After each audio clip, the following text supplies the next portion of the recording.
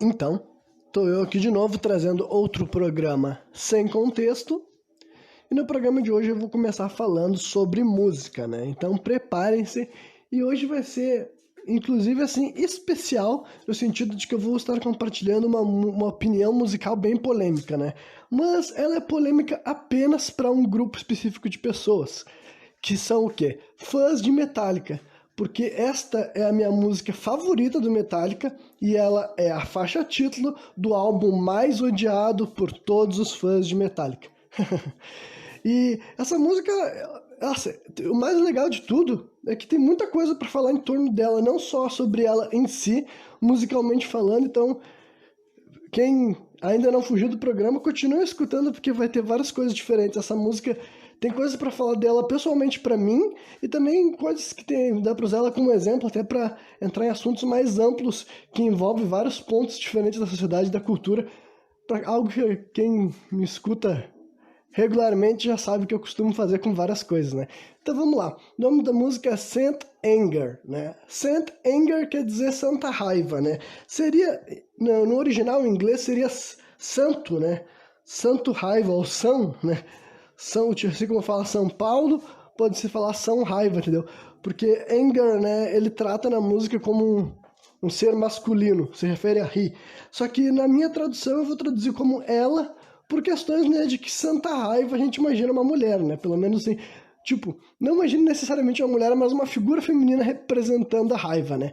Então, vamos lá. A primeira coisa que eu vou fazer é ler a letra da música e falar dela enquanto música individual e por que eu gosto dela e tudo mais. Depois eu vou daí entrar nesse assunto referente ao fato de que ela é uma música muito odiada, sabe? Os fãs de Metallica detestam esse álbum. O álbum Saint Anger de 2013 do Metallica é odiadíssimo e eu vou falar sobre tudo isso depois que eu ler a letra e compartilhar com vocês, então, a tradução, né? Então vamos lá. A música começa assim, ó. Em primeiro lugar, é uma música bem longa, ela tem mais de 7 minutos, o que é bem assim, padrão típico de Metallica, né? Geralmente eles têm algumas faixas por álbum, 2 ou 3 músicas em cada um dos discos do Metallica que vão passar sendo 7 minutos de duração, e essa daí, a Saint Anger, é uma delas. E também dá pra falar também que, além disso, ela tem uma questão assim. Os fãs de Metallica acusam a banda dela ter sido muito diferente nesse álbum, como se ele fosse mais assim, new metal, digamos assim, sabe? Dentro até dos padrões do que o Metallica costumava tocar, que ele é considerado uma banda de thrash, né? Principalmente thrash metal, heavy metal também, até hard rock, dá pra pegar em alguns momentos, mas majoritariamente é visto como uma das 4 grandes bandas de thrash metal da história, digamos assim, as que influenciaram muitos outros artistas depois, né?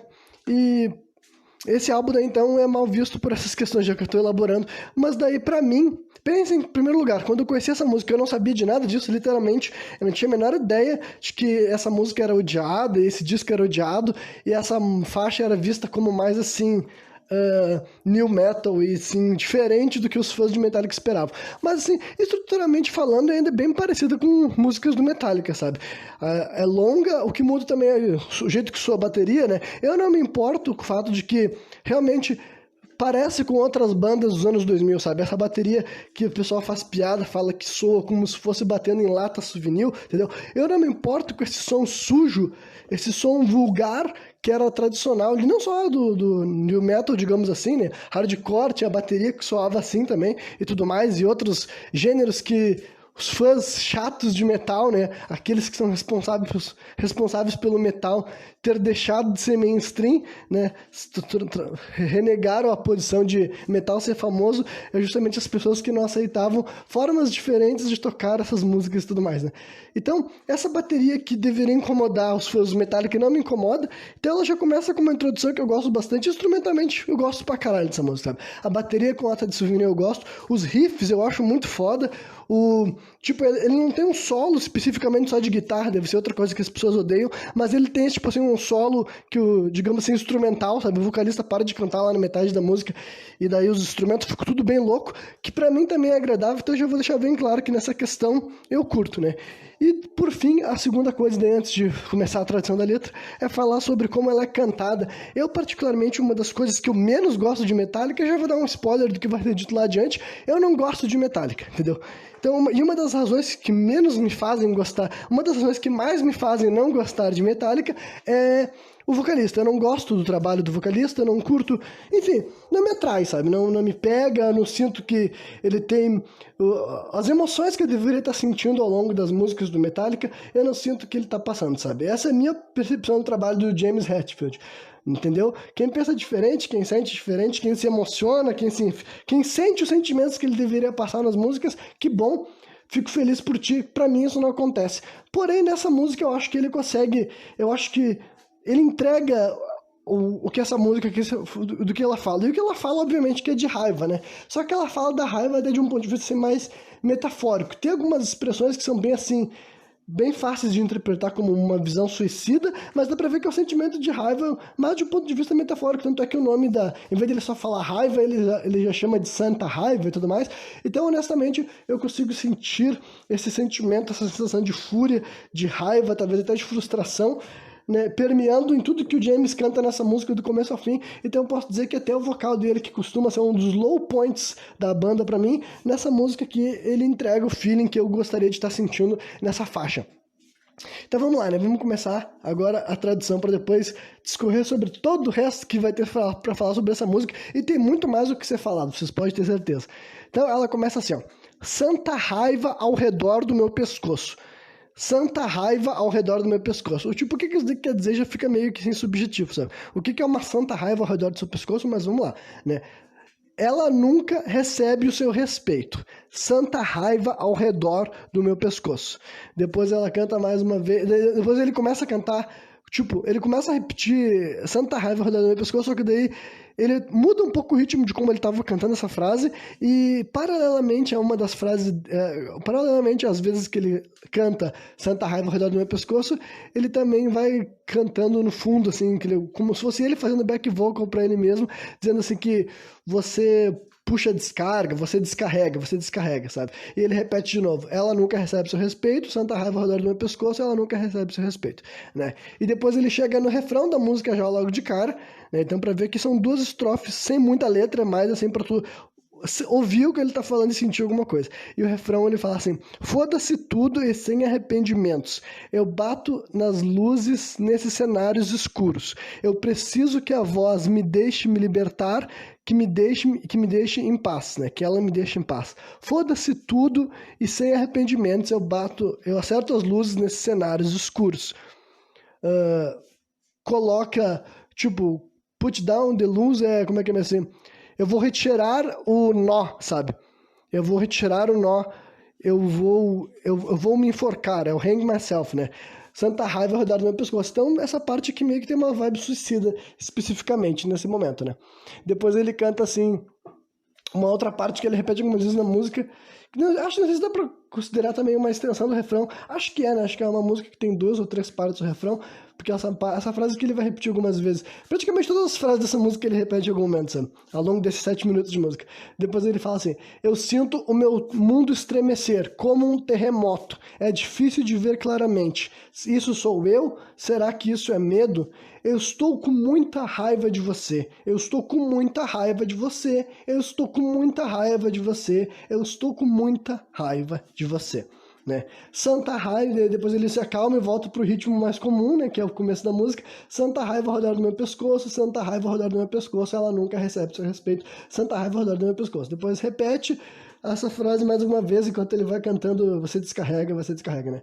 E vai pro refrão de novo, que eu vou ler, porque só mais uma vez, pelo menos, né? Foda-se tudo e sem arrependimentos, eu acerto as luzes nesses cenários escuros. Eu preciso que uma voz me deixe em paz, que me deixe ser livre. Foda-se tudo sem arrependimentos, eu acerto as luzes nesses cenários escuros, retiro o nó e vou me enforcar, santa raiva ao redor do meu pescoço. Né? Eu sinto meu mundo se estremecer como um terremoto. É difícil de ver claro.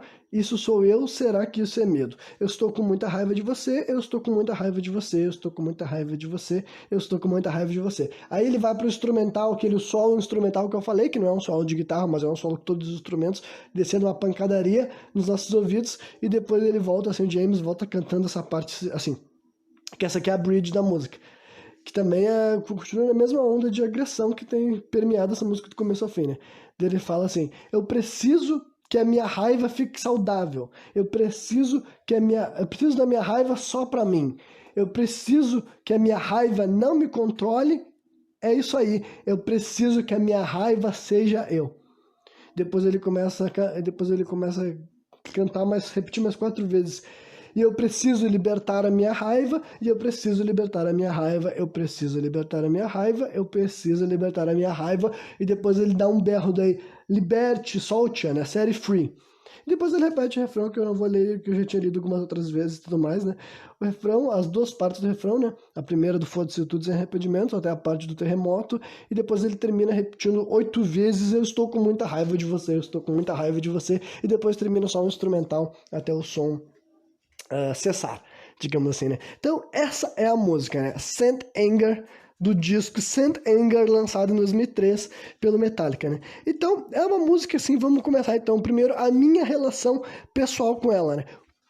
Eu já falei, tipo assim, de que eu gosto de como ela soa, eu também gosto da letra de um ponto de vista realmente metafórico, sabe? Eu sempre fiquei intrigado, eu sempre entendi do que ela falava, porque realmente ela te passa um sentimento assim. Pra mim é uma música boa pra treinar na academia, tá ligado?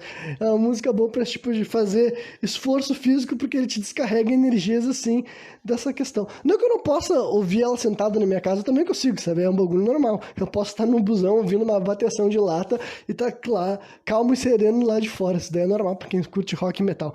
Mas o tipo de música que, se tu for deixar a energia dela te contagiar, a energia dela é uma energia, assim, enérgica, sabe? Então, é uma música que, como é que eu conheci ela, entendeu? Como eu falei, eu não sabia dessa carga, toda essa ideia que as pessoas tinham. Eu já não era fã de Metallica, entendeu? Eu não sou fã de Metallica até os dias de hoje.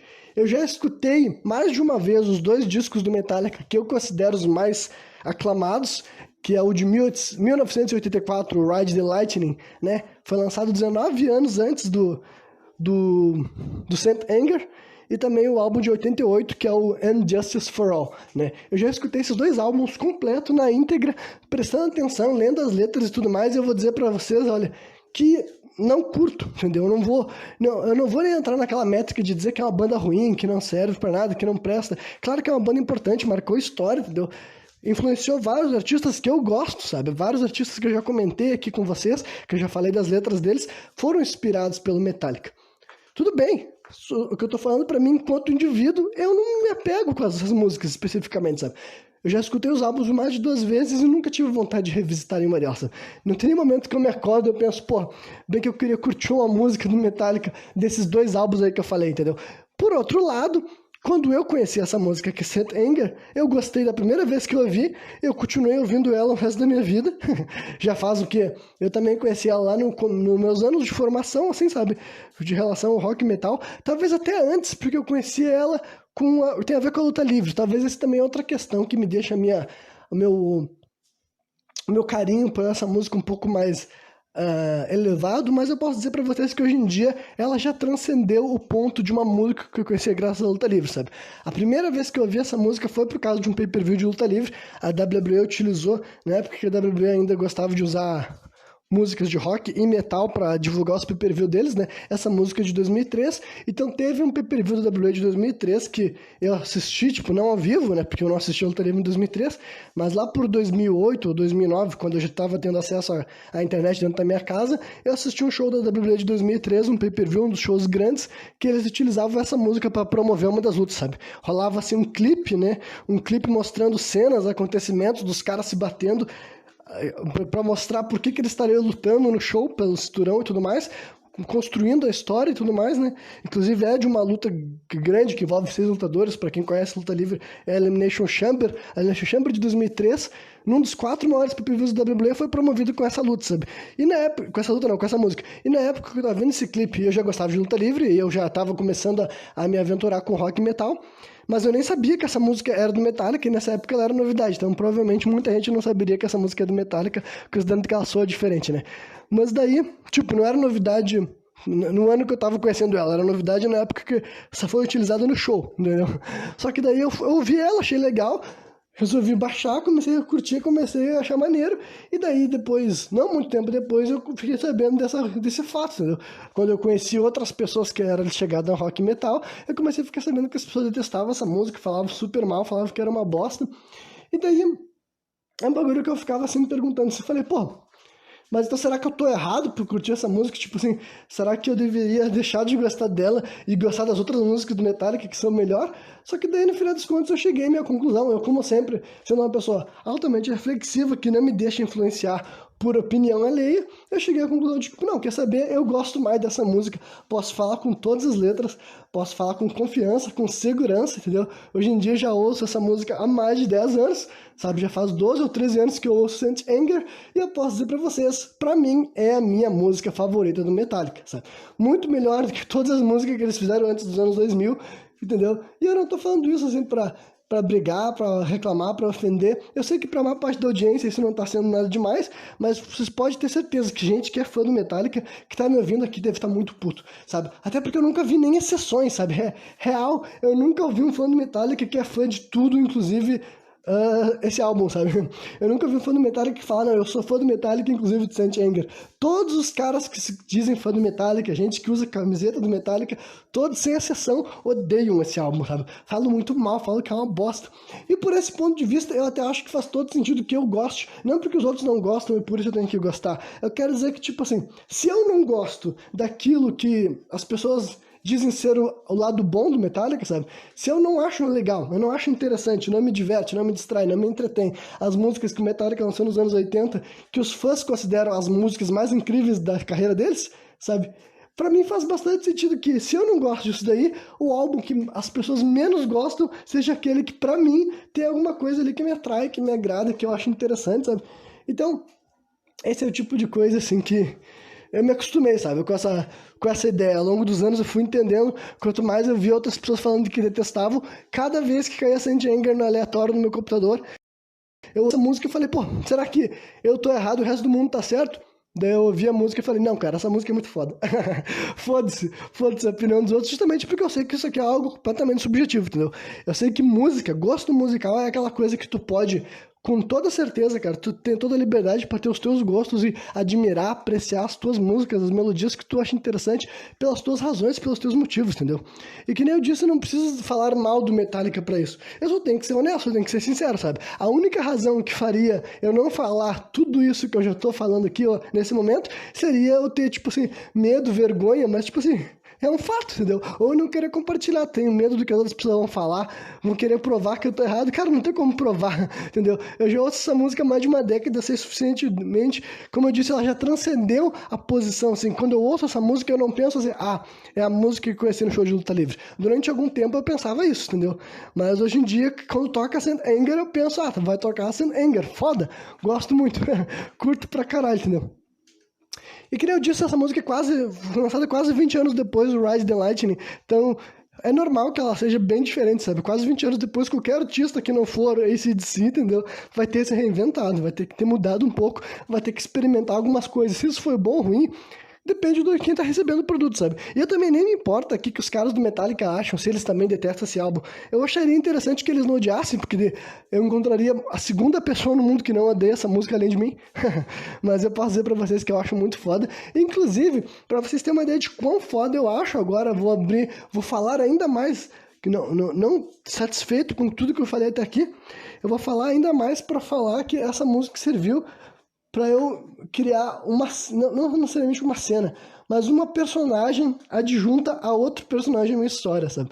Vou fazer esclarecimento sobre isso, pra ficar um pouco mais claro. Mas agora eu vou fazer um pouco de marketing, né? Um pouco de merchandise da minha obra autoral.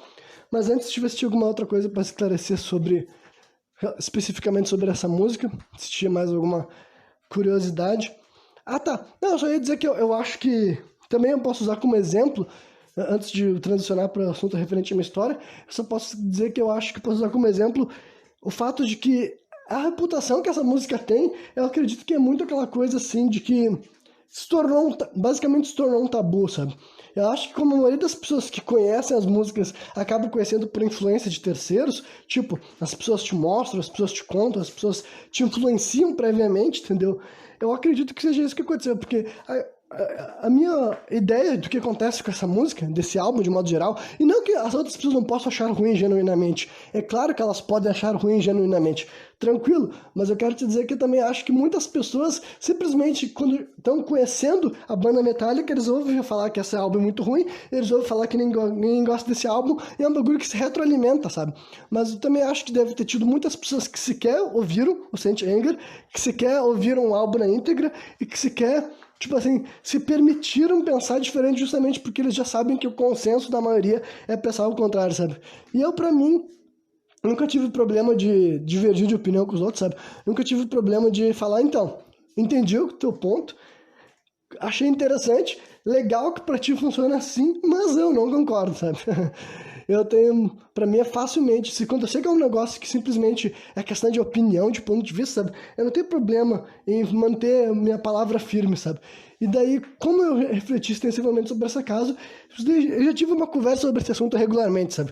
É sempre normal uma pessoa, quando fãs do Metallica descobrem que eu gosto dessa música, eles tentam vir assim, mas que não sei o que lá, que não é Metallica de verdade, eles tentam vir com vários discursos pra, tipo, como se aquele cara, como se as palavras de outro ser humano fossem ser capazes de mudar a minha relação pessoal com a música. Eu fico assim, mano, tem noção de quantas vezes eu já ouvi essa música? Tem noção de que não é a tua opinião, não é o teu relato, não é a tua perspectiva de alguém que não escuta essa música, que não tem relação nenhuma com ela, vai mudar a minha relação, entendeu?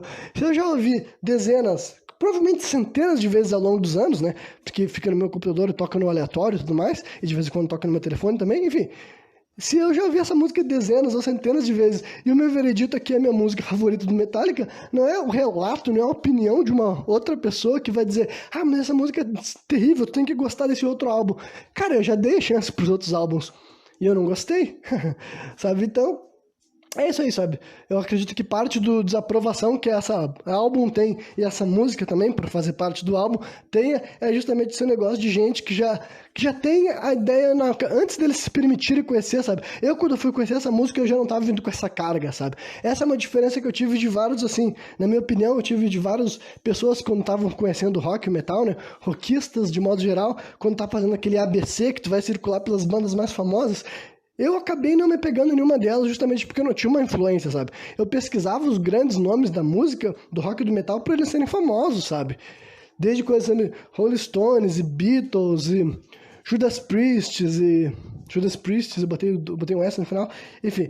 Aí eu, no hard rock, eu escutei coisas como Kiss e Guns N' Roses e Metallica e Megadeth e sei lá, até artistas que faziam mais sucesso na época que eu tava ouvindo música, sabe, especificamente, tipo assim, Rob Zombie, sabe, artistas dos anos 60, 70, 80, 90, 2000, praticamente todo artista de rock e metal famoso eu já escutei alguma vez, e nem todos eu me peguei, sabe, justamente porque não tinha alguém lá me forçando e comentando e me influenciando, sabe, não é como se eu compartilhasse essas coisas, e também por isso que várias vezes as músicas que eu me pegava eram músicas aleatórias, sabe, várias das músicas assim que eu compartilho com vocês aqui, vocês sabem, por exemplo, a primeira vez que eu falei de música, que eu falei de uma música do Agatha Damon, sabe, que eu defini como minha música favorita.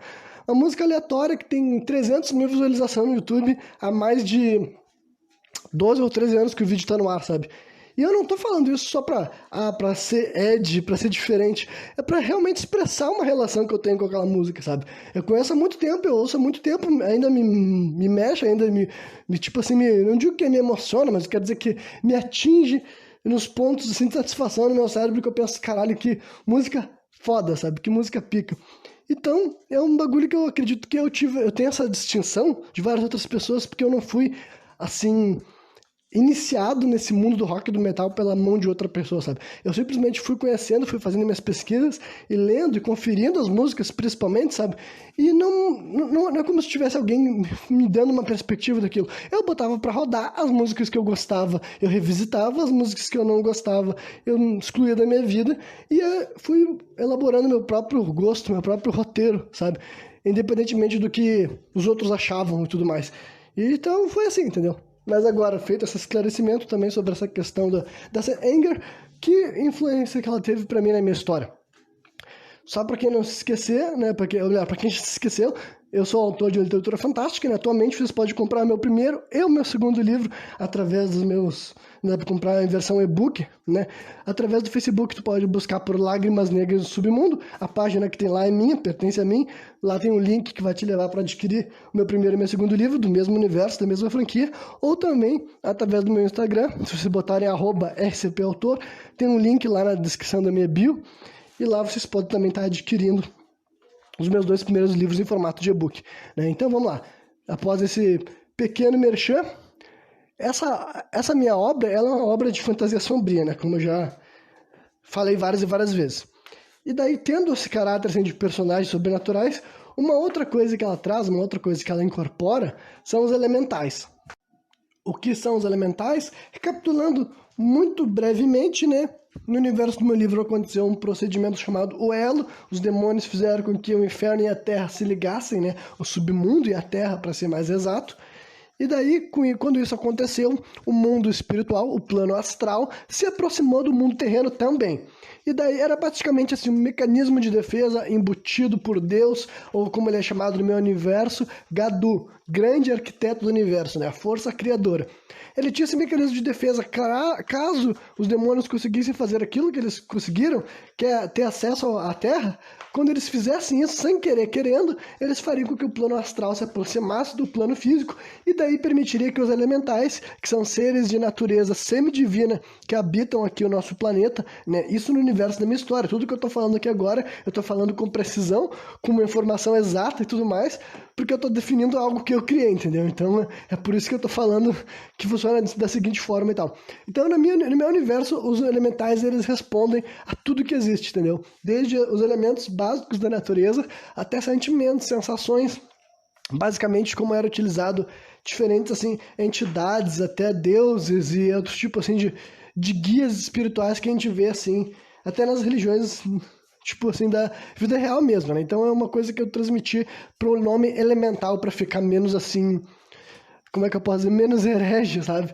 Algo mais neutro, né? Então, os elementais, eles se aproximaram da Terra, eles estão mais próximos dos seres humanos, e fazendo isso, eles podem permitir que alguns seres humanos tornem-se elementalistas. O que são elementalistas? São seres humanos com capacidades mágicas, entendeu? Graças ao elemental que se aproximou deles, agora eles podem fazer coisas que eu e tu não podemos, além de possuir capacidades físicas, assim, elevadas, né? Super força, super resistência, super velocidade, essas coisas básicas, digamos assim. Só que além disso, eles também possuem poderes específicos relacionados ao elemental que está fornecendo esse suporte a eles, tá ligado?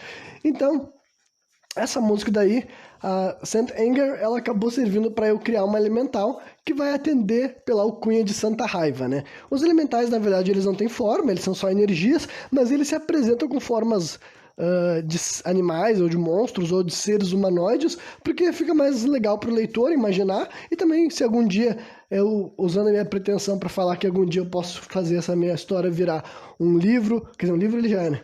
Mas assim, um mangá, uma animação, um filme, esse tipo de coisa, entendeu? Aí já teria uma representação para os elementais e não ficaria só no campo, assim,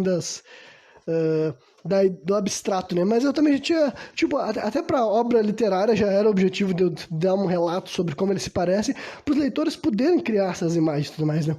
Então, primeiro, antes de eu falar qual elemental que eu criei baseado nessa música, Saint Anger, né? Era basicamente a parte que mais me importava, era o sentimento e o nome, né? Porque Santa Raiva, tipo, que eu falei, no inglês seria Santo Raiva, mas como quando eu li em português ficava Santa Raiva e eu escrevo em português, obviamente, né? Eu pensava, não, mas Santa Raiva vai ficar mais legal se for um elemental com uma aparência feminina, sabe? E que responde ao quê? Ao sentimento da raiva, entendeu? Tem que ser isso daí. Então, eu tinha que ter algum personagem da história que pudesse ter um elemental da raiva e ia encaixar perfeitamente, né? E eu já tinha um personagem que ele estava inserido na história, só que eu ainda não tinha inventado sobre o que exatamente era o elemental dele, sabe? Não é um bagulho importante, digamos assim, sabe? Os elementais é algo que faz parte do universo, é importante para a história, digamos assim, mas eu quero dizer que Os elementais, eles não participam da história ativamente, digamos assim, sabe? Eles aparecem mais, assim, no campo, assim, das ideias, dos debates, das conversas. O protagonista em si, que ele tem uma relação mais profunda com o elemental dele, que funciona como um guia, digamos assim, sabe? Mas essa relação que cada um dos outros personagens também deve ter com esses elementais, ele não fica enxergando, né? Já que a história é narrada em primeira pessoa. Mas, enfim, até agora vamos falar então primeiro do personagem, porque eu gosto de falar, eu gosto de elaborar, vender um pouco das ideias que tem nas minhas histórias, porque quem sabe isso, né, convence parte da minha audiência a conferir a minha obra literária.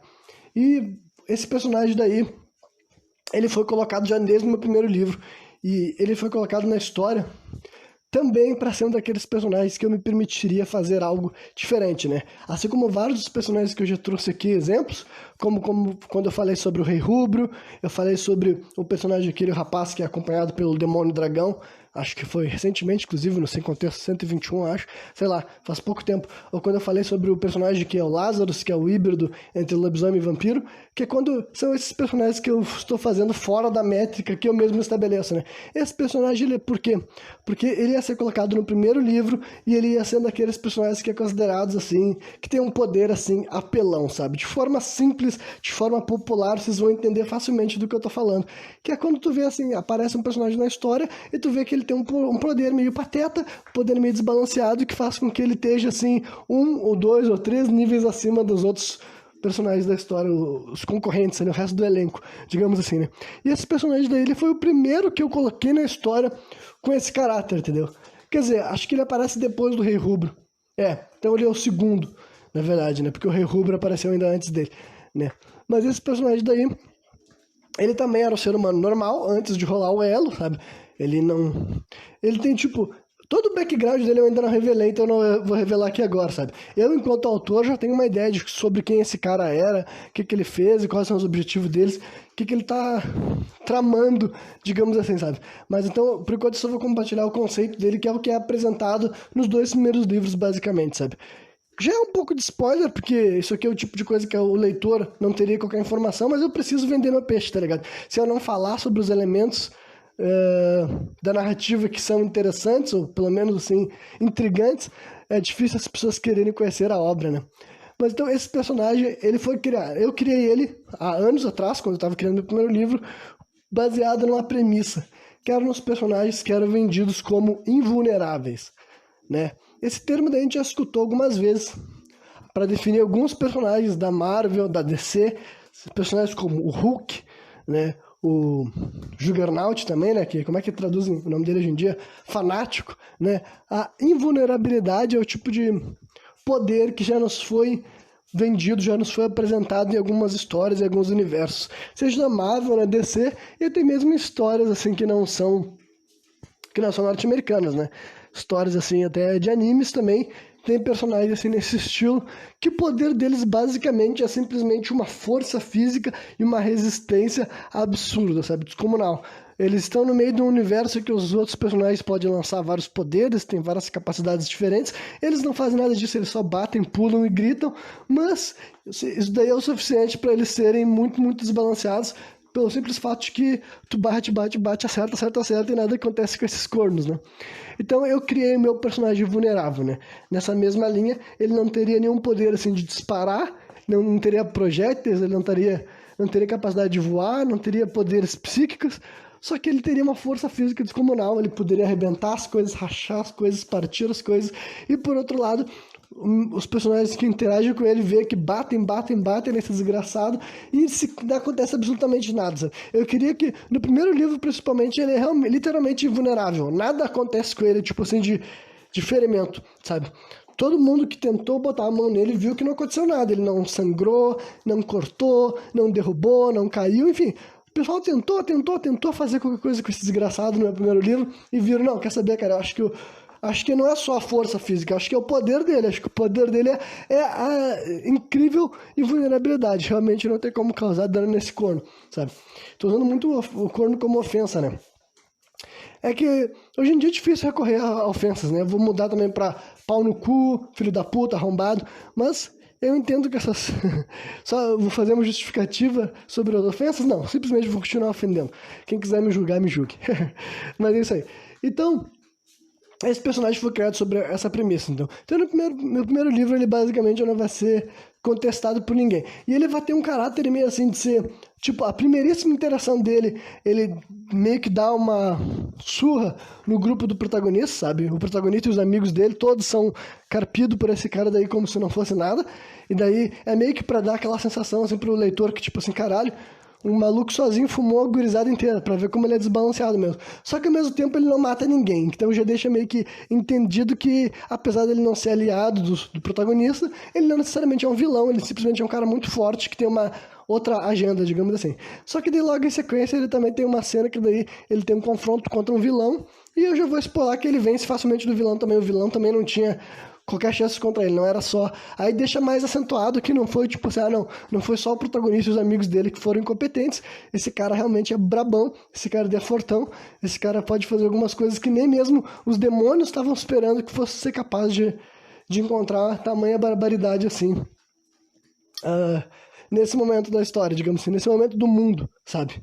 Que os seres humanos ainda, tecnicamente, eles não deveriam ser tão fortes assim, só que é o que eles estão notando que não é como se rapaz fosse mais inteligente ou ele dominasse mais os poderes deles. Simplesmente o poder base dele é a invulnerabilidade. Isso já faz com que, pra tu conseguir sequer desafiar esse rapaz, tu tem que ter ou uma força física fenomenal, que é alguma coisa que eu só coloco a partir do meu segundo livro, que eu consigo introduzir na história um personagem que ele é tão forte fisicamente, entendeu? O poder de destruição dele é tão alto que ele consegue causar algum dano a esse personagem daí que tinha sido absolutamente vulnerável até então, que daí infelizmente eu vou ter que cair naquele clichê, né?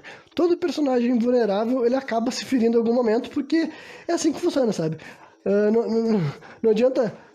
Por mais que eu já tenha feito essa crítica mental pra mim mesmo, e eu sei que outras pessoas vão fazer essa crítica e dizer, o cara era invulnerável, mas agora ele tá se machucando. Mas meio que não tem o que tu vai fazer, né? Imagina se o Hulk, literalmente, nunca ninguém fosse capaz de machucar ele fisicamente, sabe? Nenhuma das histórias da Marvel até o dia de hoje, qualquer personagem tivesse sido capaz de bater nele fisicamente. Se ele fosse literalmente vulnerável, né? Seria muito mais difícil, ele seria ainda mais apelão do que ele já é, sabe? Mesma coisa com o meu personagem, né? Só que daí eu já deixo bem claro que é só uma casta de personagem específico que tem força destrutiva o suficiente para fazer isso. E a outra questão também é um conceito que eu posso falar que eu tirei muito inspirado em um One Piece, entendeu? Basicamente, eu extraí de One Piece, eu copiei uma ideia que já tinha lá no universo de One Piece, mas honestamente eu não sei dizer pra vocês o quanto que foi tirado de One Piece pelo fato de que eu já tinha colocado esse conceito na minha história há muito tempo atrás, sabe? Tipo assim, antes de eu escrever no papel, eu já tinha criado ele na minha cabeça. E esse também é um conceito que só foi ser falado na história de One Piece depois de 300, 400 episódios, sabe? Que é a história do Haki. Só que eu acho que Haki é traduzido como ambição de vez em quando é traduzido como vontade. Na minha história vai ser simplesmente vontade mesmo, sabe? Só que também é um conceito que eu tinha desenvolvido. Que nem eu falei, não me importa que as pessoas falem, Renato, você inspirou One Piece. Porque One Piece é minha história favorita. Se a pessoa tá dizendo que eu tirei algo de One Piece, pra mim tá totalmente aceitável, não me deixa nem um pouco ofendido. Mas eu quero dizer que essa ideia de que as pessoas podem fazer algo através da força de vontade, meio que já tava no subconsciente das pessoas desde sempre, né? Qualquer pessoa que assistiu vendo animes e filmes, conhece a história do personagem que ele tá quase vencido, ele tá caído no chão, começa a tocar música triste, ele se levanta e ele consegue fazer algo que tu pensa, caralho, de onde é que veio essa vontade de vencer? Então, eu já tava com essa ideia na minha cabeça, eu só tava esperando algum momento da história pra introduzir, entendeu? Tipo, aparecer algum personagem que entendia mais do universo, que no caso é o Rei Rubro, e ele vai passar pros personagens. Então, existe uma coisa chamada vontade, que é basicamente aquilo que separa, entendeu? Separa os homens dos meninos, tá ligado? É aqui que a gente vê quem é que vai conseguir fazer as coisas mais incríveis do mundo, porque pra tu conseguir, se vocês querem salvar o mundo das garras dos demônios, você vai ter que ter uma vontade de aço, sabe? E não a vontade da boca pra fora, não a vontade de achar que tu quer alguma coisa, é tu querer mesmo, sabe? É tu querer saber que não tem nada que alguém possa falar, fazer, que vai te tirar daquela determinação, vai te tirar daquele objetivo, sabe? A vontade realmente assim, do protagonista de filme, protagonista de anime, aquele que não desiste nem no último momento, entendeu? E essa deve ser a arma secreta, assim, de todo mundo que tá nessa história. Então, assim como no anime do One Piece, né, no mangá do One Piece, existe o Haki, que é ambição ou vontade, de acordo com a tradução, que permite com que os personagens daquela história consigam interagir com os personagens de One Piece que pareciam ser impossíveis de vencer, sabe? Conseguem tocar e atingir gente que não poderia ser vencido. Na minha história vai acontecer coisas parecidas nesse sentido, entendeu? Que um personagem com muita vontade vai conseguir anular o poder de invulnerabilidade desse meu personagem temporariamente, sabe? Ferir, para mostrar que alguém que determinado o suficiente consegue fazer coisas que tecnicamente não parecem possíveis, entendeu? Então eu sei que vai ser mais uma...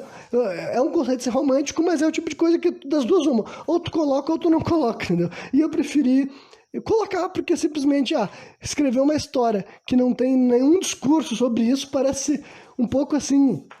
Não que todas as histórias precisem, mas algumas histórias eu acho que faz bem, entendeu? Eu não acho que se torna Eu não acho que isso se tornou uma convenção, se tornou um clichê, essa determinação, essa força de vontade, porque das duas uma, né? Ou tu vai fazer um personagem que ele quase é derrotado e ele consegue superar, ou tu vai fazer um personagem que ele nunca nem quase é derrotado, sabe? Ele simplesmente dá um pau em todo mundo, ele nunca fica caído no chão e tem que buscar dentro de si a força de vontade de vencer, sabe? Tu tem que escolher quais duas histórias tu vai contar. Alguns personagens ficam bons nessa métrica de sequer ser ferido, sabe? O cara passa pela história inteira derrotando todo mundo como se ninguém fosse capaz de ser um desafio pra ele.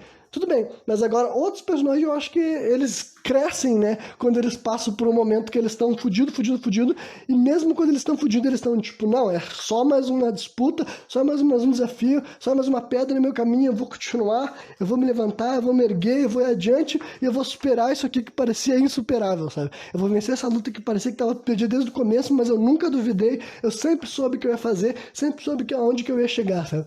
Então esse tipo de coisa...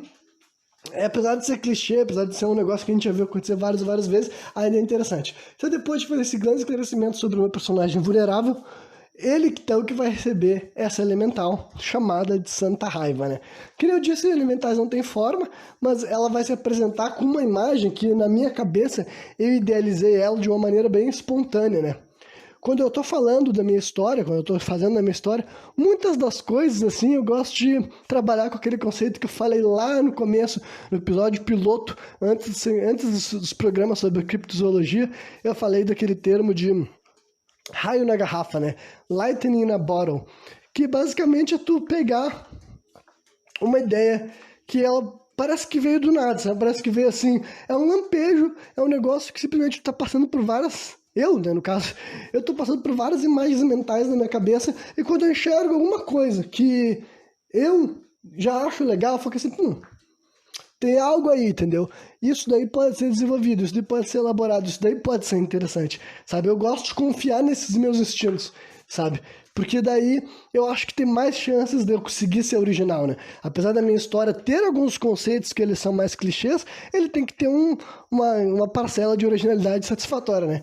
E essa elemental, a aparência dela, tudo mais, do que ela vai se apresentar, entra nesse padrão daí. Agora eu vou dar meio que um spoiler, isso que ainda não aconteceu na história, mas é o tipo de coisa que... Em primeiro lugar, não me importa de compartilhar, se alguém quiser me plagiar, vai estar plagiando um pedaço só da minha história, não tem como plagiar a história inteira, a não ser que conheça tudo que eu faço, se conhece tudo que eu faço, que bom, divulga a minha história.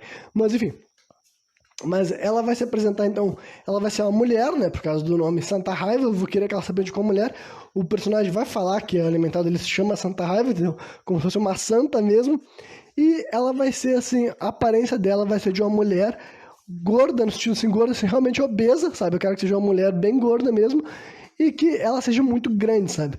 A primeira vez que um dos meus personagens vai vislumbrar ela, eles não têm forma física, né? Os elementais, eles escolhem como eles vão se mostrar pra ti. Então, essa Santa Raiva, em primeiro lugar, é óbvio que ela representa a raiva. Por que a raiva foi parar nesse personagem vulnerável? Bom, porque eu acho que o sentimento de raiva, ele é assim, sabe? Ele é algo bem... é um sentimento bem forte, isso no melhor e no pior sentido, sabe? Eu acho que a raiva é um sentimento ruim, para começar, né? Eu considero um sentimento danoso, prejudicial, entendeu? Porém, ele é um sentimento potente, sabe? Ele consome outros sentimentos. Ele consome sentimentos bons e sentimentos ruins, entendeu? Então, eu acredito que a raiva é um sentimento humano que se enquadra bastante nesse sentido, assim, de invulnerabilidade, sabe? Porque ele realmente é um bagulho difícil de parar, difícil de conter e difícil de matar, difícil de destruir, sabe? Então a Santa Raiva vai ser isso daí, ela é a representação da raiva, ela acompanha esse rapaz invulnerável, entendeu? que na história ele nem parece tão furioso assim, justamente porque ele tá mudando os hábitos dele, tipo assim... Ele era um ser humano mais raivoso antes de começar o fim do mundo. Porque agora que começou o fim do mundo, ele é invulnerável. E quando tu é invulnerável, meio que tu fica mais tranquilo, sabe? Tu fica mais relaxado. É difícil tu viver com os nervos à flor da pele quando ninguém te machuca, né? Só que claro que ao longo da história ele vai começar a achar personagens que vão ferir ele. E isso vai levar ele pouco a pouco a abraçar cada vez mais a santa raiva que abraça ele, sabe? Mas no começo da história ele é bem assim, tranquilo. Porque ele tá vivendo algumas semanas no fim do mundo e ele já viu que no fim do mundo, todo mundo que ele encontra não tá no mesmo nível dele, sabe? Isso vai fazer com que ele adquira uma arrogância, uma soberba, uma tranquilidade também, uma tranquilidade que apenas um homem que não pode ser ferido poderia ter. E depois disso, ao longo do tempo que ele vai começar a cair desse pedestal, que ele vai encontrar os personagens que vão assim, como posso dizer assim, vão tornar ele humilde, entendeu? Através de superarem ele na força física ou na força da vontade. Isso vai fazer com que ele volte a sentir os sentimentos de raiva que ele tinha antes dele se tornar um ser humano invulnerável, né? Então a Santa Raiva ela vai ser uma mulher gorda, obesa e ela vai ser gigantesca, imensa. Tanto é que a primeira vez que um dos personagens vai vislumbrar a forma dela vai ser atrás desse cara e ele vai ficar tipo assim... Que até agora ninguém ainda botou os olhos nela, sabe? Porque ela ainda não escolheu se mostrar, ela não precisa. Mas um dia ela vai escolher se mostrar, e daí o personagem que vê ela vai ficar, tipo assim... Ela vai ser muito grande, quando eu digo muito grande, eu quero que ela seja, tipo assim... 20 metros pra cima, sabe? Eu quero que seja, assim, algo de grandes proporções. Talvez aumente ainda mais, talvez tenha 80 metros, sabe? Eu quero que ela seja gigantesca, porque eu quero que a primeira vez que um personagem vislumbre ela, vai estar atrás dele, vai ser uma história que se passa muito de noite, né? Então tu pensa nesse cenário, imagine aí, tem um ser humano invulnerável, que você não sabe como é que ele se parece, mas imagine um homem invulnerável, sabe? E atrás dele tu tá enxergando algo que tu começa assim...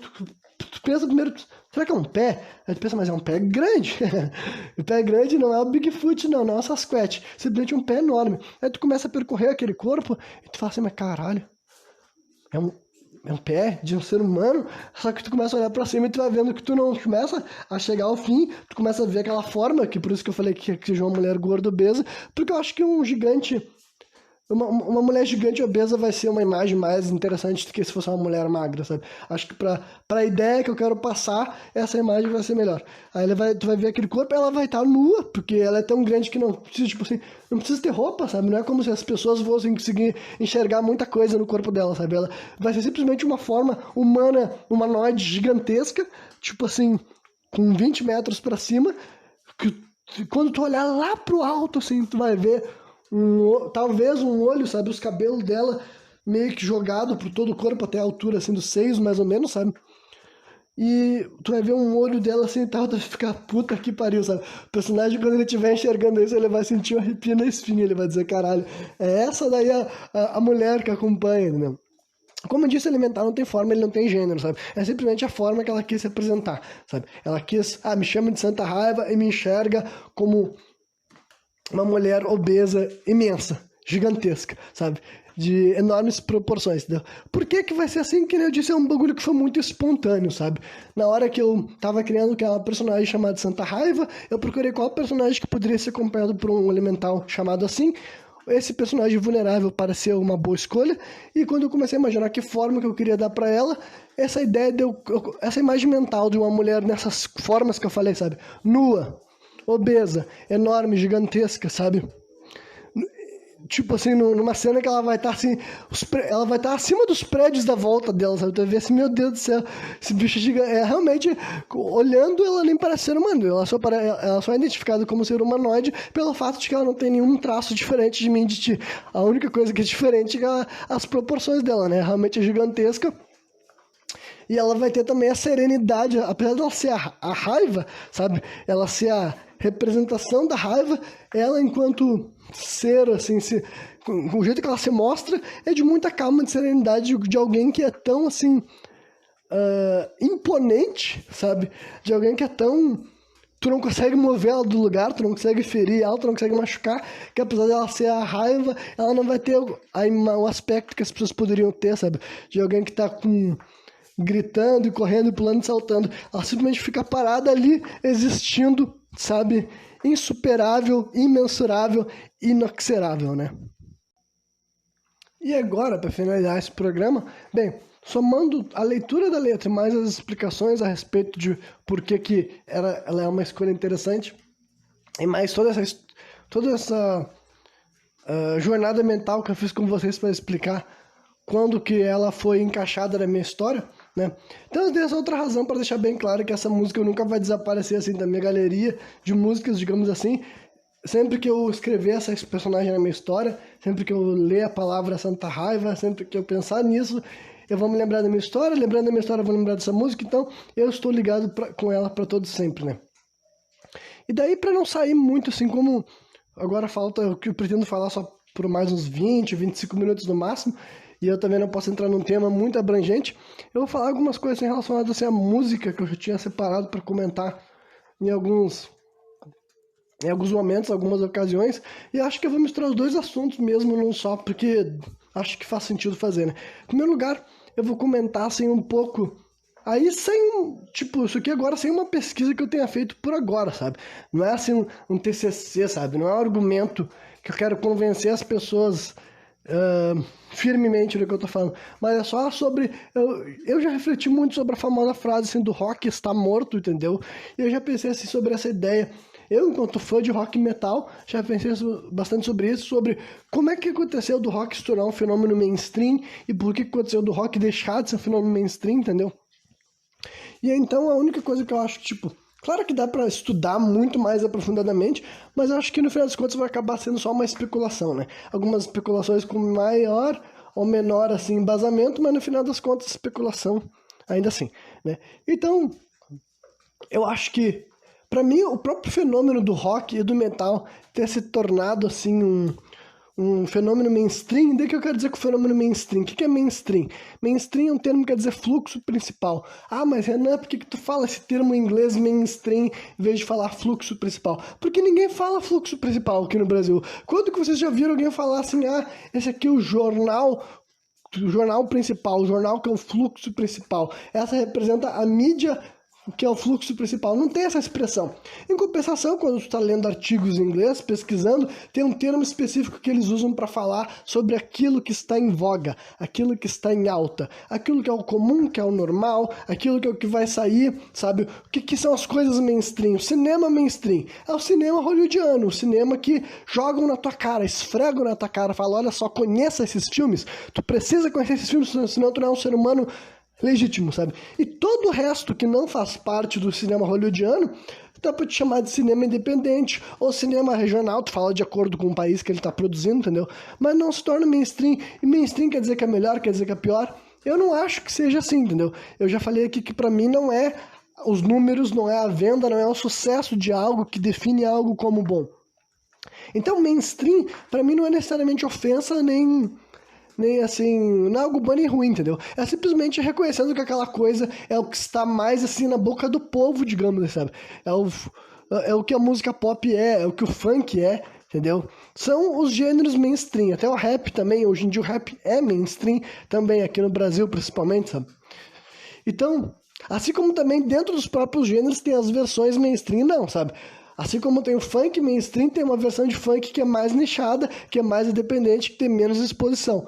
Rap, mesma coisa, sabe? E o rock e o metal também, sabe? Não é porque existiam as bandas mainstream que não existiam muitas e muitas e muitas músicas ditas como underground também, sabe? Esse termo era muito normal, porque as pessoas falavam, essa banda é underground, o que é a banda underground? Pô, conhecida, entendeu? Que só toca numa cena local, só é conhecido no país dela, na região dela, no bairro dela, e olhe lá os vídeos com pouco acesso, é isso, né? Tem gente que naturalmente gosta mais de um, gosta mais do que o outro, entendeu? Tem gente que vira cara um, vira da cara pro outro. Assim como tem gente que acha que algo ser mainstream obrigatoriamente quer dizer que é bom, tipo, ah não, se isso aqui faz sucesso, é óbvio que é a melhor coisa já feita, não tem como questionar, não tem como algo fazer sucesso se não ser bom. Eu discordo dessa premissa, entendeu? Pra mim, sucesso não é comprovação de qualidade ou não, sabe? Não é assim que funciona, assim como não ter sucesso não quer dizer que algo seja ruim, sabe? Eu não acho que é justo tu dizer pra todos os músicos, todos os escritores, todos os pintores, enfim, todos os artistas de modo geral que não conseguiram ser famosos, que não se tornaram mainstream, tu dizer que todo artista que não saiu dessa posição, ele era ruim, ele era incompetente, Pra mim, pra começar, é desonesto e também é uma mentira, sabe? Simplesmente é uma mentira. As coisas que fazem sucesso tem muito mais a ver, assim, com marketing, sabe? Tem muito mais a ver com o famoso estar no lugar certo na hora certa, ou então realmente entender de como criar tendências, sabe? E daí, por que eu falei toda essa explicação? É pra falar sobre que eu não acredito que o rock deveria ter sido mainstream, sabe? Eu não acho que fazia, assim, parte da estrutura quando idealizaram o gênero, sabe? Não que tenham idealizado, é difícil saber quando que nasce, sabe? Quando que estão criando algo. Mesma coisa com metal, sabe? Rock e metal, eles se separaram muito cedo, digamos assim, sabe? Desde a década de 60, já tem bandas que eram consideradas, assim, a base do metal, que depois se tornaria mais fortemente nos anos 70, que daí nasceria de vez com heavy metal e tudo mais, né? Mas foi justamente nessa época, década de 60 e 70, que começou a rolar uma ruptura entre o rock mainstream, o rock que seria, assim, amplamente aceito, amplamente divulgado, amplamente distribuído, protagonizaria shows com muita gente, com muita presença, sabe? Ia nascer eventos como Rock in Rio, por exemplo, né? E várias versões gringas também desse tipo de evento, que ia juntar milhões de pessoas para conhecer o trabalho de um artista. O exemplo clássico que dá pra falar disso, tipo assim, AC/DC, entendeu? Que até onde eu sei ainda é o segundo artista que mais vendeu disco, atrás apenas do Michael Jackson. Na minha opinião, não é como se tivesse sido assim a ideia, não é que nem o pop, que até como o nome já sugere, pop popular, já dá pra ver que é um produto que o objetivo do pop sempre foi estar em evidência. E não que não exista artistas pop underground, também tem. Também tem artista pop que ele quer ser diferente, ele quer inovar, ele quer trazer coisas... Enfim, ele não tá menos preocupado com aquilo que tá dando certo e ele vai simplesmente fazer o que ele quiser fazer e foda-se, é o que vai ser o que vai rolar, tá ligado? Agora... o rock, de modo geral, eu acredito que foi realmente, assim, um acaso, sabe? Foi mais, assim, coisas, tipo... não que não tenha tido esforço também, eu não duvido que não tenha tido, assim, empresários, principalmente, ou talvez até artistas, músicos, que quisessem se tornar mainstream e conseguissem. Mas muitos eu acho que aconteceram por um acaso, sabe? E aí os nomes que eu posso dar exemplos foram até uns que eu já falei aqui, tipo, assim, Beatles, nos anos 60, que eles iniciaram a Beatlemania e tudo mais, que eles se tornaram no Reino Unido, e depois conseguiram trazer pouco a pouco para os Estados Unidos, sabe? Abriu porta para depois vir toda uma geração de hard rock e glam rock e heavy metal, que ia ser, tipo assim, um ícone muito grande, sabe? Metallica, que eu dei exemplo, é muito difícil imaginar uma banda com gente tocando na frente de uma plateia, tocando guitarra, bateria, baixo, sabe? Juntando arenas tão grandes quanto já foram alcançadas nos anos 70, nos anos 80, sabe? Artistas como Guns N' Roses, como Kiss. Esses artistas que foram, né, o AC/DC, que eu já falei, né, esses daí que foram os nomes, assim, Black Sabbath, Ozzy Osbourne separado do Black Sabbath também, sabe? Esses artistas que simplesmente conseguiram mover legiões, entendeu? Simplesmente conseguiam disputar, dentro daquele contexto, naquela época, esses artistas poderiam disputar, poderiam não, eles com certeza disputavam alcance, dinheiro e espaço na rádio com artistas do pop, o que é um bagulho assim... hoje em dia é inimaginável, sabe? Realmente é muito difícil tu imaginar qualquer artista de rock e metal, até as bandas que já são famosas e estabelecidas, sabe? Claro que algumas dessas daí podem escapar desse negócio, realmente, né? Não tô querendo dizer que nenhum cara do rock ou do metal tem esse mesmo alcance. Até porque eu deixei bem claro que não é, pra mim isso não é ser bom ou ser ruim, sabe? Mas eu quero dizer que, de modo geral, a indústria deixou de ser sinônimo de muito acesso, de muito, sabe? Deixou de ser sinônimo de mainstream. Uma história que até onde eu sei é muito ligada com essa pauta de mainstream underground é a do Nirvana, é a do Kurt Cobain, entendeu? O Kurt Cobain, claro que a situação dele, da morte dele, envolve dependência de drogas, provavelmente envolve depressão, dificilmente alguém que estava vivendo a vida que ele estava vivendo não estava depressivo, com certeza envolve isso. Mas gente que andava com ele, que falava com ele, dizia que uma coisa que perturbava ele muito nessa época era justamente esse sucesso mainstream que ele não esperava, ele não queria e ele não entendia e ele simplesmente não soube lidar, sabe? Ele tava... tipo, o Kurt Cobain, provavelmente, se ele não tivesse morrido tão jovem, ele ia ser um daqueles artistas que as pessoas iam falar assim, você lembra do Kurt Cobain, cara do Nirvana? Ficou louco, sabe? Ficou louco e saiu dos palcos, sabe? Provavelmente, se ele tivesse passado por isso, se ele tivesse passado pela essa maturação, porque até onde eu sei ele morreu com 27 anos, não? Mais jovem do que eu, então se ele tivesse passado por esse processo de surto, que ele já estava surtando, sabe? Só que antes de sair do surto, ele já veio a morrer.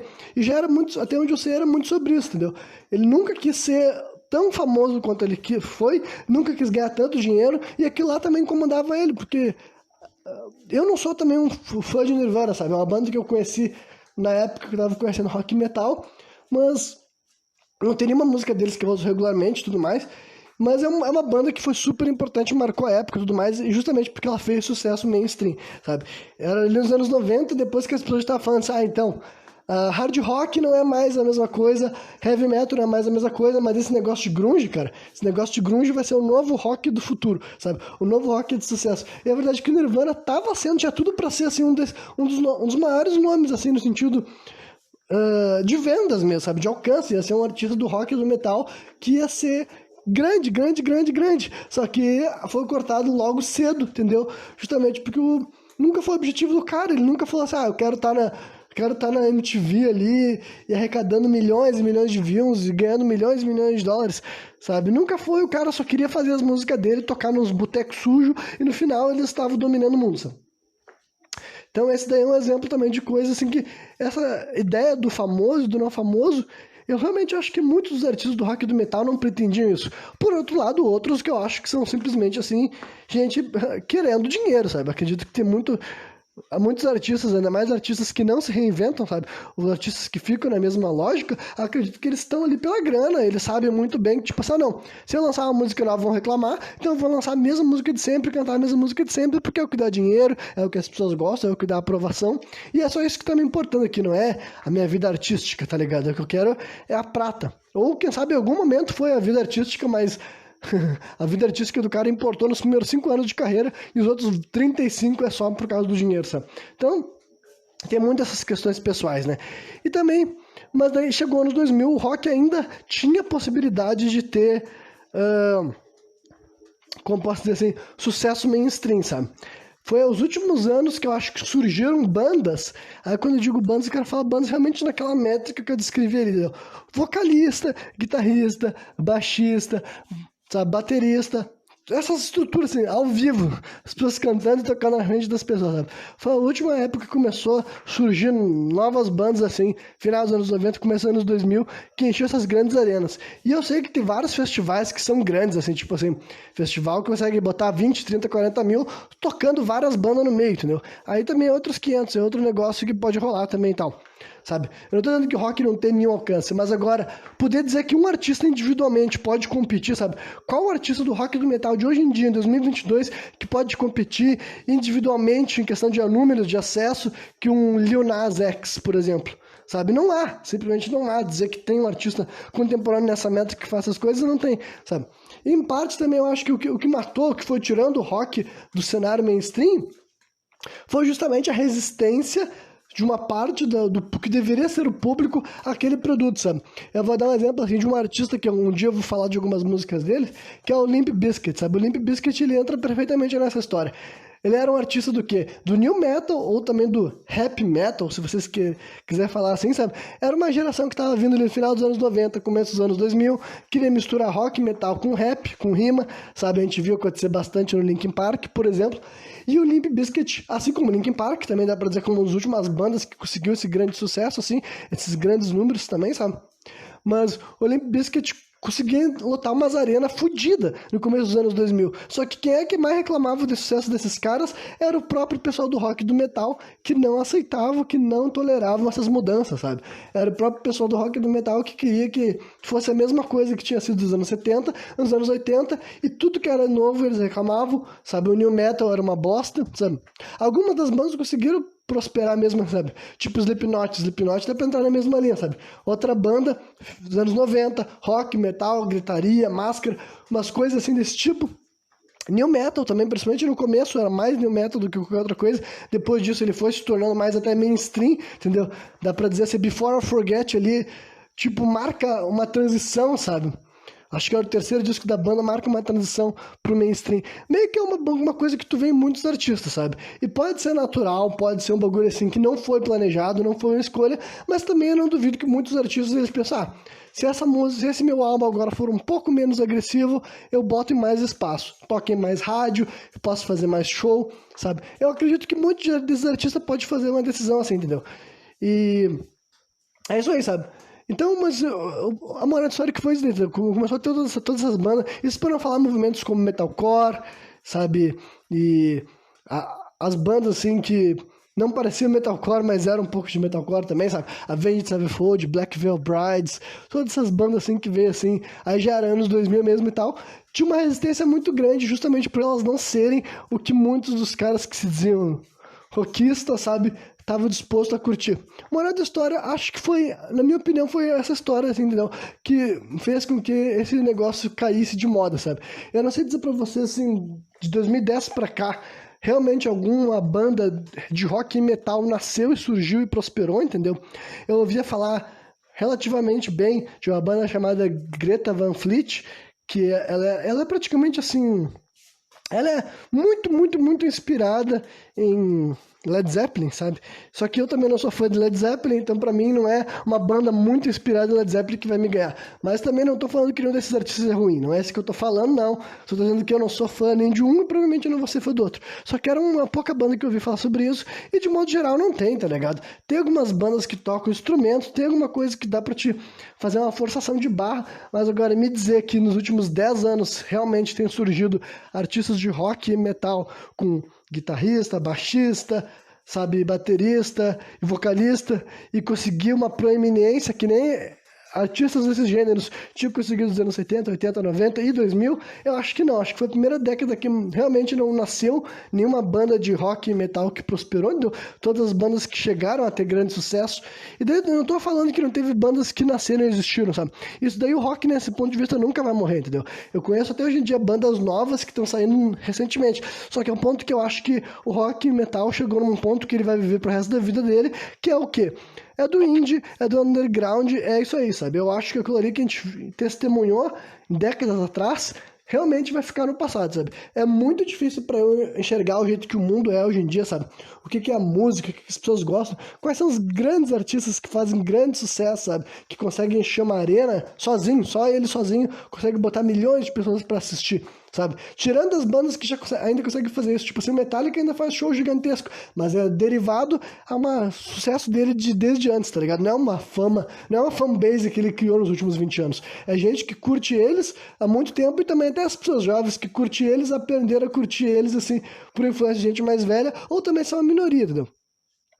Mas agora, dizer que uma banda surgiu nova de 2010 pra cá, tocando instrumento na frente das pessoas e fazendo show de rock, de metal, e conseguiu competir com esses artistas virando mainstream e tirar espaço de outros artistas, olha, eu não vi isso de acontecer, acho que não tem acontecido mesmo, sabe?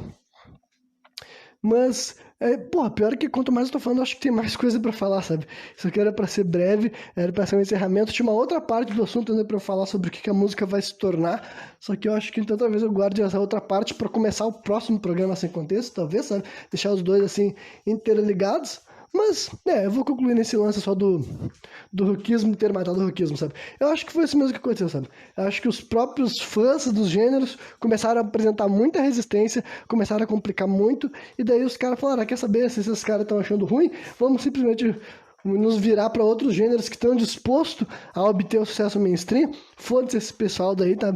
Foda-se e desapareça, né? Mas eu não acho que desapareceu e nunca vai desaparecer, sabe? Honestamente, eu acho que sempre vai existir gente tocando instrumentos assim, guitarra, bateria, baixo, sempre vai ter gente que vai admirar, sempre tem gente que vai te apreciar, deve ter gente de hoje em dia, nascendo hoje em dia, que daqui a 10, 15 anos vai conhecer música dos anos 60, 70, 80 e vai se apaixonar, sabe? Assim como eu também gosto de músicas que foram compostas antes de eu nascer, por exemplo, sabe? Então, acho que não vai ser isso que vai ser impeditivo. O ponto é que não acho que vai voltar a ser o mainstream, tá ligado? Eu acho que talvez realmente esse carro tenha passado. Provavelmente, se o rock e o metal continuar existindo bandas novas surgirem, sabe? E conseguirem lançar discos, ou não necessariamente discos, talvez até a moda do disco tenha morrido de vez mesmo, mas um artista consegue fazer uma carreira musical tocando músicas autorais, sabe? Ele vende as músicas dele no Spotify, ele faz shows ao vivo, e ele é um artista de rock e metal, talvez com novos gêneros ainda que vão surgir. Eu realmente acho que essas coisas podem acontecer. Agora, se vai voltar a ser tão grande quanto já foi, sabe? Que um artista de rock ou metal vai conseguir competir pau a pau com os grandes nomes do pop, os grandes nomes do trap, do rap. eu não consigo ver se isso vai acontecer, não, sabe? Na minha opinião, eu ficaria chocadíssimo, eu ficaria muito surpreso se daqui a 5 anos, por exemplo, existisse algum artista nessas métricas, assim, sabe, que eu dei aqui, de ser 4 ou 5 integrantes tocando instrumentos reais ao vivo, sabe? Se vai ter grito ou não vai ter grito, não importa, sabe? Se o vocal vai ser limpo ou não, se vai ser mulher ou homem cantando, se vai ser cantado em inglês ou outro idioma, tudo isso daí pode ser qualquer coisa. Mas agora, pelo menos ter, assim, guitarra, baixo, bateria, vocal, tudo ao vivo, tudo sendo tocado, assim, entendeu? Na frente das pessoas, sabe? Se algo nessa linha, com músicas autorais, no caso, também... Pode ter outros elementos, pode ser new metal também, tá ligado?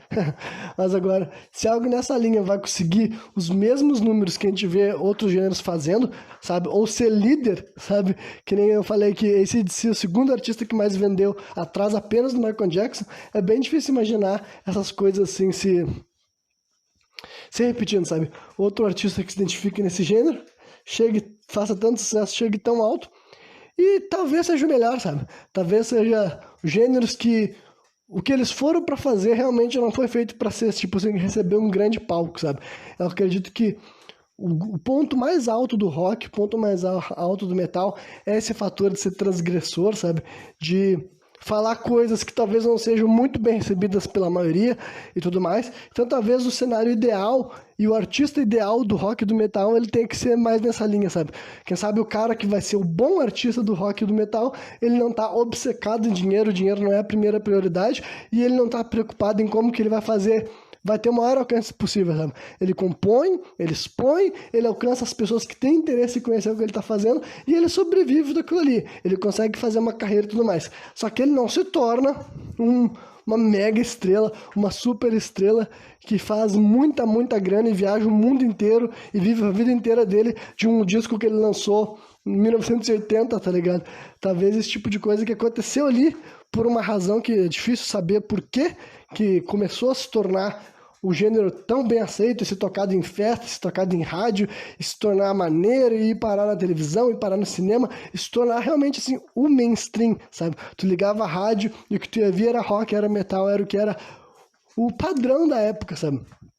Eu realmente não sei se na minha opinião, algo tipo isso não vai repetir não, mas vai continuar existindo, sabe? O rock